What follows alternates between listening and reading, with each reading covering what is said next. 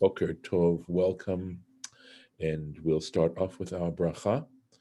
Baruch atah Adonai Eloheinu, melech haolam, asher kitshanu b'mitzvotav v'tzivanu la'asok b'divrei Torah.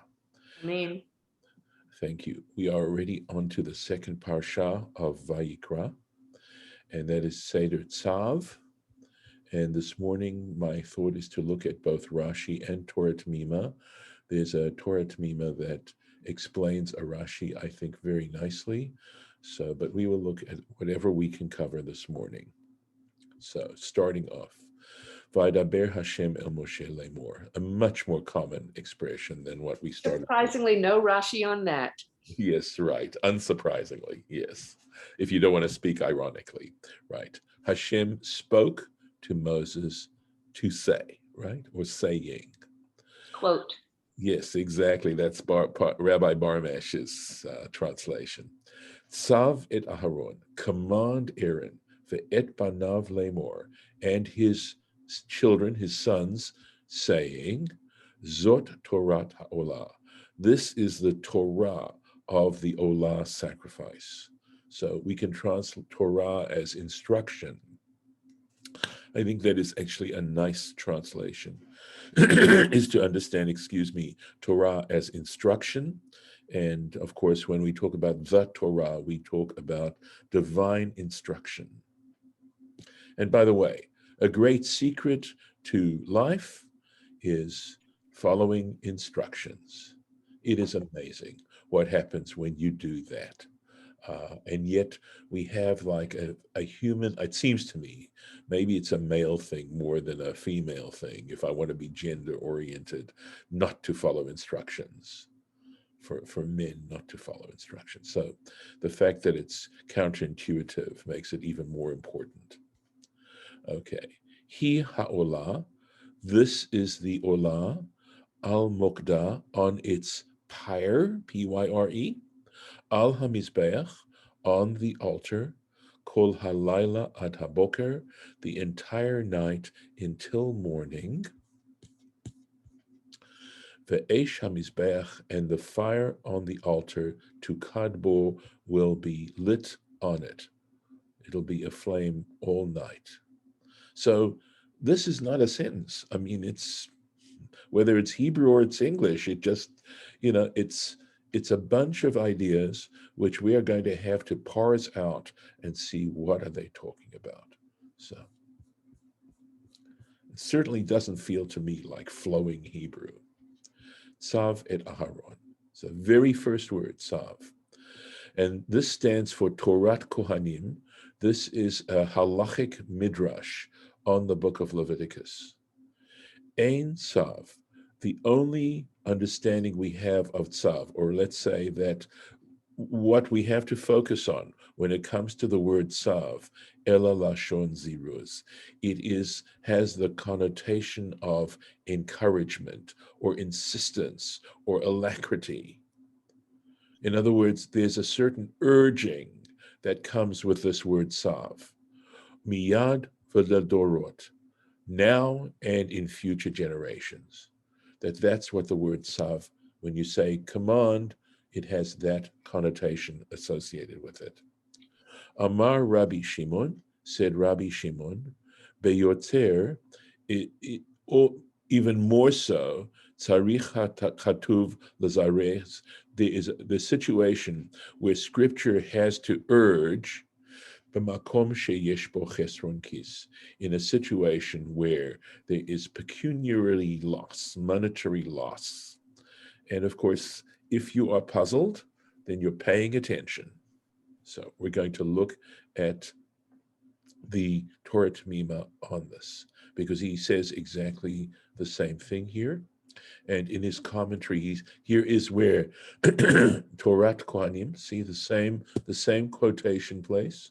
He quotes directly from it. Ein Tzav Ela Ziruz. Tzav essentially means urging. Miyad veledorot, immediately and in future generations. Amar Rabbi Shimon, said Rabbi Shimon, beyoter, all the more so, b'makom sheyesh chesron kis, where there is a loss of money. What are we talking about? Here we go. Here's the Torah Temimah. I just injected in modern Hebrew when they talk about a ziruz in certain contexts, it means a shot of Pitocin to a woman in labor. Say this again, I'm sorry? Ziruz is used to mean if a woman's labor is stuck and not progressing, they'll give some Pitocin or whatever that hormone is that hastens the labor. And they call it a ziruz. That's interesting. Yeah. To urging it along, yes. Yeah. With alacrity. Or encouragement, maybe. Ziruz could also mean encouragement, but definitely has more of the sense of urging. The Rabbi Shimon, okay, so here we go.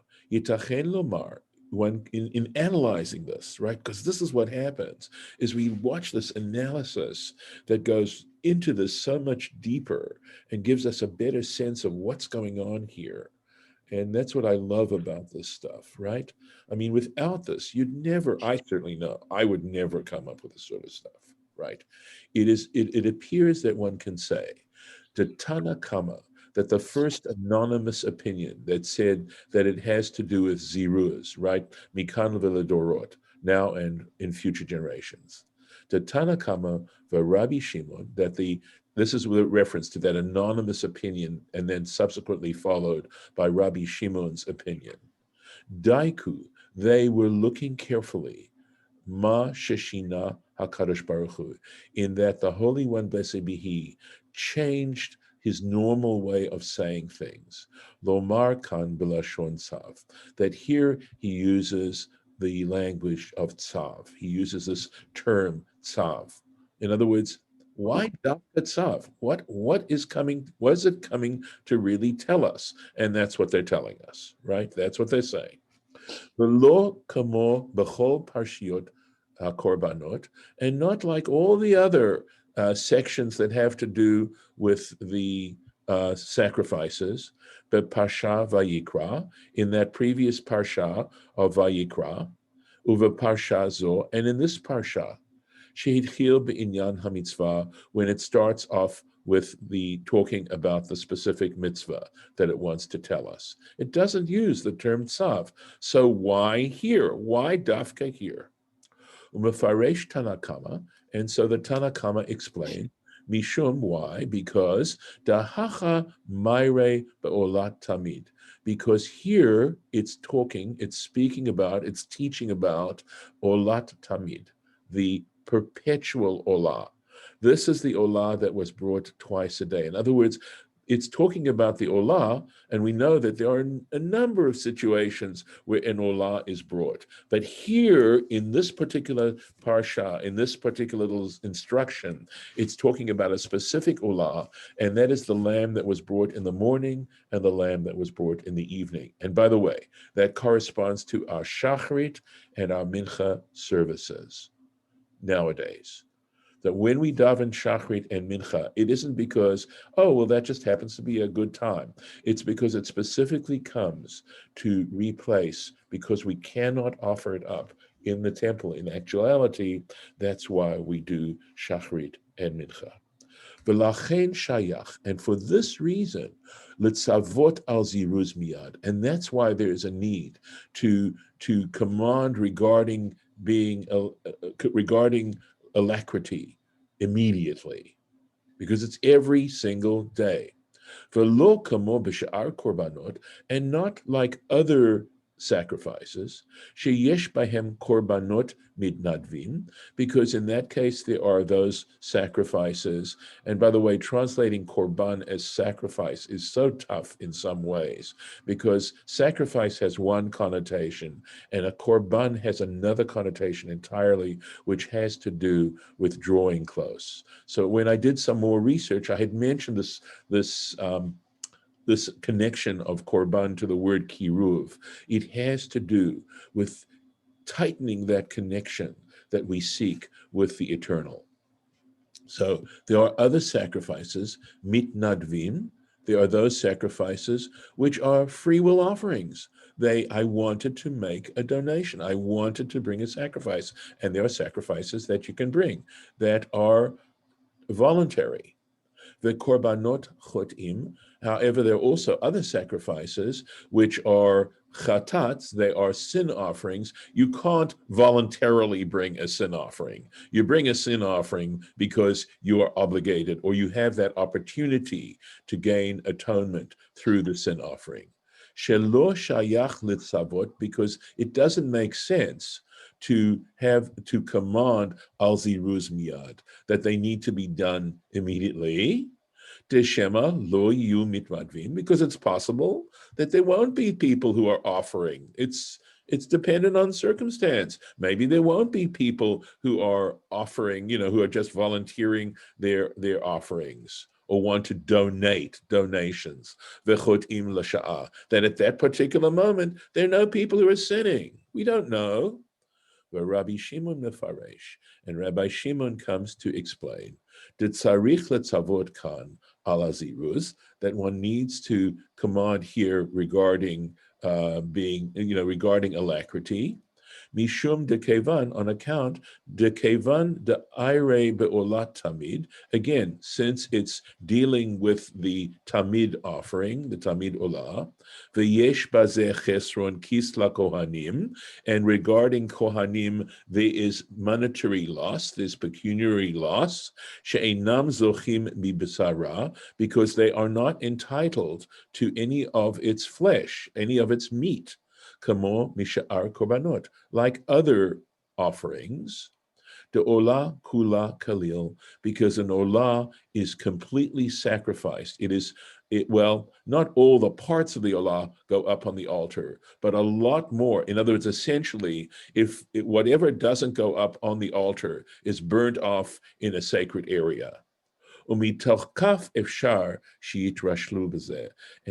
they don't gain anything personal from bringing this offering, they may be a little bit less inclined to do a good job. And for this reason, it purposely comes to say, you need to do this. It comes to urge them. Okay, now just to tell you that there was some benefit to the Kohanim, but maybe not from this offering. And this offering, by the way, generally in Olah, the priest was given the hide of the offering, and that was it, but certainly nothing to personally consume. And this, of course, is a public offering. Incidentally, it's not an individual offering. So there may be some question. I imagine, though, that the mishmar, that is the particular watch, there were, I believe, 24 priestly watches. Each took 2 weeks, apparently, a week at a time in the temple by rotation. And the priests of their family that was in charge of that particular mishmar would get the hide or the benefit of that offering. However, these are all complicated subjects. At any rate, we're getting the point here. Okay, but so now we on to something else. Uma, before we move on, because we're obviously onto a now new point, and if somebody has something they want to say, please feel free. All right, silence implies consent. Uma de lo nechale le Rabbi Shimon beta'ama de Tanakama. And now Baruch Halevi Epstein goes into a deeper level of understanding of why the need for two explanations. We've got two separate explanations. And Necha Leila Rabbi Shimon means Rabbi Shimon is not satisfied, but Tama de Tanakama, with the explanation of the Tanakama. Yesh lomar, one could say, de pligi beplugta, that he in fact is disagreeing with them in the disagreement, the Rabbi Elazar, between Rabbi Elazar and Rabbi Akiva. In other words, there is this dispute, which is going to be explained in a moment, between Rabbi Elazar and Rabbi Akiva. There's this, it's not a debate necessarily here. It just simply says they have a difference of opinion regarding an explanation or an interpretation. All right. And that Rabbi Shimon is going to hold like one of those people, and the Tanakama may be holding like the other side. So it's comparing the argument of the Tanakama and Rabbi Shimon to the argument between Rabbi Elazar and Rabbi Akiva bechagiga in the tractate Chagiga Vav, page 6, side 2. Here we go. The Rabbi Eliezer Svarle, that Rabbi Eliezer, in this particular discussion between Rabbi Eliezer and Rabbi Akiva, Svarle, he holds the Olat Tamid, that the perpetual offering, the Tamid Olah, Hanemara Parsha Zo, that is referred to in this particular parsha, Lo Haita Kreva Bamidbar, wasn't actually brought in the desert. So he's not, so that's important to know. Mishum de Yisrael nizafim hayu, because the Jewish people were at this point, so nizafim it has to do with the fact that, that they were in a bad place. Okay. I can't think of the exact way to translate nizufim, but it means basically that God was not happy with them. Okay, they were in the doghouse? Yes, they were. Okay, we can use that one. All right. Hayu bima'aseh ha'egel, on account of the golden calf. So they were not in a good place. V'lo hikrivu uta rak bevo'am ba'aretz. So Rabbi Eliezer says the sacrifices weren't being brought in the wilderness, certainly not the Tamid offering, and they brought it only when they came to Israel. So he hold on to that, right? So they may have brought other offerings to get the tabernacle in place, but the idea specifically of the Olat Tamid, this daily offering of the lamb in the morning and the lamb in the afternoon, didn't happen until they entered Eretz Yisrael. Okay. But Rabbi Akiva holds to Kreva Haita B'Midbar, that they did in fact bring the offering of the Olah in the desert, in the wilderness. Ye'uyan Sham V-Day. Check it out. Check out Chagiga, page 6b. Ulefize, and so according to this, Yesh Lomar, one can say, the Tanakama Savar le Rabbi Akiva, that the Tanakama holds like Rabbi Akiva. In other words, since they were bringing the offering in the desert, that's why Ziruz Miyad Ledorot, immediately and future generations, make sense. That's the reason. Shayach lidrosh kavanat hatzivui. He's going to spell this out the way I just did. And for this reason, it makes sense to interpret the intention of this commandment, miyad v'ladorot, now and future generations. For Rabbi Shimon Savarle, and Rabbi Shimon holds Rabbi Eliezer or Elazar. He holds like, I think it's Rabbi Elazar. He holds like Rabbi Elazar. The lo haita kreva klal olat tamid bamidbar, that there was no instance of the tamid being offered in the wilderness. The imkain, and if this is the case, lo shayach hatzivu miyad v'ladorot. So consequently, saying now and future generations doesn't make sense.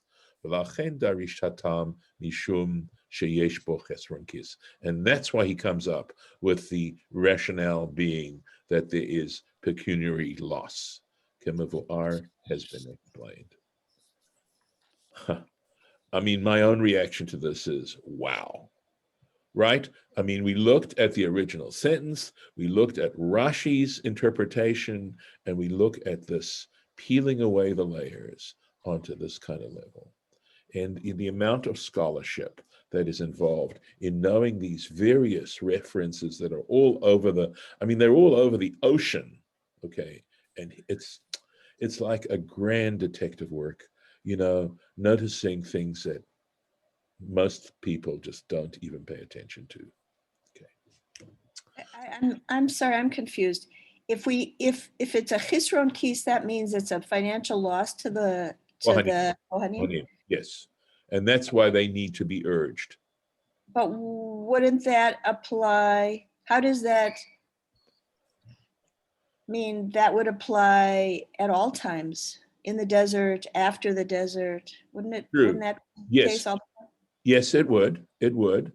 However, he's suggesting that isn't the main reason.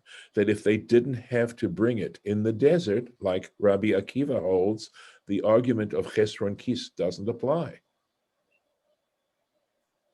Okay, Rabbi Akiva says they did bring it in the desert. Okay, sorry, let me make sure I'm holding this properly. Right, Rabbi Akiva says they did bring in the desert, and yes, but in the case of the desert, the Tanna Kama is going to say what's most important is they have to get going to do this, and you could say that Rabbi Shimon is simply adding another dimension to it.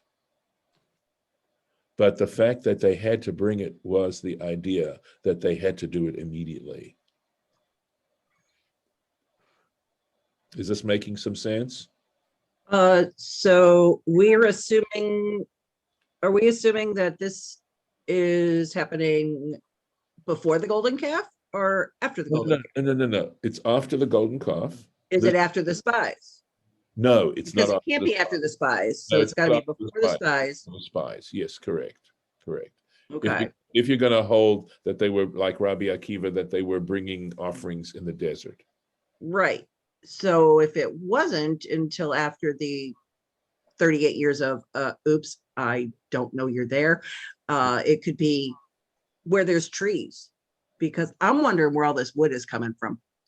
Oh, yeah. Well, I mean, okay, a lot of wood. But the desert isn't just. No, I know it's a wilderness, but still, yeah. There's shrubbery, there's trees, and they go and they collect it, But that, yeah. It's just a lot of food is being used. A lot of there's manna. They're getting manna. Right. They have their flocks. They do, and they're going to various encampments. I mean, how would they survive at all in that area if there wasn't some kind of oases and supplies for them to survive? I mean, correct. You can go back to the very basis of this, but working with Shira Beth's argument, the fact that the Tanna Kama is saying that the main concern is the fact that it starts right away, right? That you want it to start immediately, and that's why the urging has to take place, because of a natural inclination to procrastinate. But I'm sure you guys have no idea what I'm talking about. As my taxes are kind of all sprawled all over the And you could say that Rabbi Shimon, that we're not talking about a complete machloket, but that Rabbi Shimon feels that there is a need to emphasize that, if that's the case. A lot of people believe, maybe wrongfully, that the only thing they subsisted on all that time was manna. Okay. And I mean, that's the idea that we're kind of ingrained with as children. And I think it's also more Christian that they push that, and that's all they ate. Well, I think there is some good reason to say that. There's some good reason to say that and to support that particular position. I don't know if that would include their needs for liquid. Maybe there was enough liquid in or fluids in the manna to sustain them that way as well. But the whole idea, of course, is that statement, I believe, that wants to suggest that that ultimately all food comes from a divine source. There's a wonderful, I just finished reading it. I'm reading it on Saturday nights. Just finished reading, there's an art scroll, Birkat Hamazon. There's a little booklet that they have simply on Birkat Hamazon. And there's a wonderful overview by Nosson Sherman where he talks about the manna. And he talks about the relationship of saying Birkat Hamazon to the manna, which makes total sense, at least to me it does, where he's saying basically that the lesson of the manna is really to let us know that as much as human effort is involved, and there's an incredible amount of human effort involved in the preparation of food and the whole food chain, etc., that nevertheless, to never, ever forget that ultimately it comes through God's hand. So whether God was speaking to them or not, those 38 years, we're still providing for them. Correct. Good point. Okay. Good point. All right. But again, just Shira Beth, are you more comfortable with this position? I mean, I think your analysis is wonderful. Well, it was more a confusion than an analysis. It's just, I guess the Tanakama, or the two ideas were the Tzav was necessary because there might not be any other sacrifices. That might be the only one of the day or of the morning. Yeah. And the second one was right. That it was not going to get any benefit from it. Yes. Pardon, sorry. No. Yes. The first thing is dependent on the fact that no matter what, it was compulsory. It was a compulsory sacrifice. So it was, and it wasn't any particular occasion. It was just daily. Correct. So that required some urging. Right. That Shabbos, Yom Kippur, doesn't matter. We read in let's see, I'm trying to think of a Parsha where we read, is it, I'm trying to think where, Pinchas, in Parshat Pinchas, where we read about the specific sacrifices for every, in the book of Numbers, for every day and month, etc. Right? The Musafim were just additional sacrifices on top of the Tamid. The Tamid was day in, day out.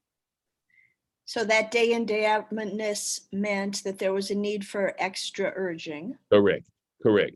And the other idea is actually there was a need for extra urging because the Kohanim didn't benefit personally from this meat. Correct. They had to do all the work and they didn't get paid for it. And they spent the kesef, they spent the silver to get the. No. That had to. Or they had their own flock. They had their own flock. No. This goes back to Kitisa. Remember where there was the silver that they collected. That's what I'm saying. And that it went from that silver to pay for. Yeah, but the shekel came from the entire community. Right. No, I understand that. But it's going down. Yeah, but it's not their personal money. Right. No, it's not their personal. It's collected for that very purpose. Right. So no, that was not the Chesron Kis. It's very important that Torah Temimah explains the nature of the Chesron Kis, because Rashi doesn't explain what the Chesron Kis was, what the monetary loss was. Oh, okay. Gotcha. So here we go. Zot Torah Ha'olah. This is the instruction regarding the Olah, etc. Harei ha'inyan hazeh ba. In this, what we're going to be talking about, this inyan, this subject, right? Ba lilmod, comes to teach al hekter chalavim ve'evarim, regarding the burning off of the fats and the limbs, shehe kasher kol halayla, to let you know that they were kasher for the entire night. Now, this whole issue of how long you can put how long the sacrifice is still operative and kasher is an important issue, and different offerings could be consumed for a different amount of time, and if they weren't consumed in the proper time, it rendered invalid the entire offering.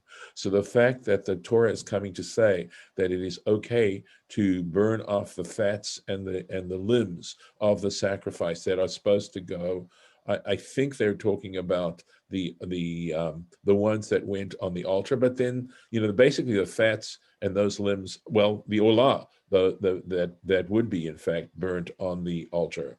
I believe that just the legs of the sacrifice, and I imagine the skin and possibly the innards were burnt elsewhere and not on the altar. But essentially, most of the animals, certainly the flesh and the rest of the limbs, were burned off on the altar. V'lelamed al hapsulim, and here's the thing, and to teach regarding those offerings that became pasul, which were no longer effective to serve as offerings. And this is something that has to be defined carefully as to what psulim we're talking about, and there's discussion about that in the Torah Temimah, etc. Eza im Allah yered, which one of those psulim are such that if it was taken up onto the altar, put up on the altar, yered, it had to be removed. The Eza im Allah lo yered, and those psulim, sacrifices that were no longer, for whatever reason, some pasul, some element that rendered invalid, if it was put up on the altar, lo yered, should not come down, should not be removed. Shekol Torah, because when he's saying when the word Torah is used, right? When this word instruction is used, lerabot hu ba, okay, it comes to tell you additional information. It comes to include other situations. Lomar Torah achat lechol ha'olim, to tell you that there is one instruction regarding all the olot, right? All those things that are brought up on the altar. Va'afilu psulim, and to include those certain psulim that he's referring to, she'im alu lo yerdu, that if those psulim were brought up onto the altar, they do not have to be removed. And understand that this is a very sacred act, an incredibly sacred act that is taking place to place this material on the altar, to place these parts on the altar as an act of sacrifice. Remember, it has to do with trying to draw very close to the creator of the universe. So there will be further, again, understanding that we are only touching chapter headings here. Hu ha'olah, this is the olah. So this, right, comes to lema'et, right? This comes to exclude et harovea, an animal that committed a sexual act with a human being, the et hanirba, and a female animal with whom a sexual act was committed, ukiyotse bahem, and likewise these kinds of psulim. Shelo haya psulan bakodesh. Why? Because when they became pasul, when they became